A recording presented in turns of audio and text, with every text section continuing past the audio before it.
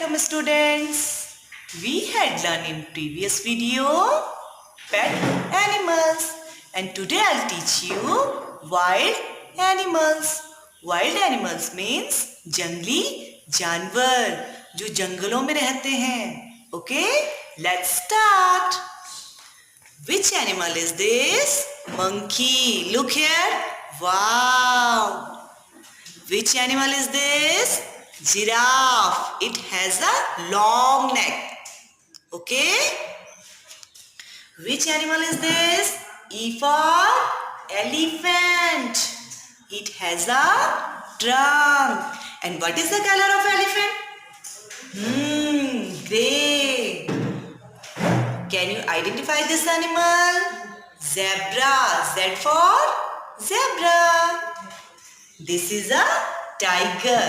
Okay, children? You have to repeat after me. Monkey, giraffe, elephant, zebra, tiger. Okay, students? Bye-bye.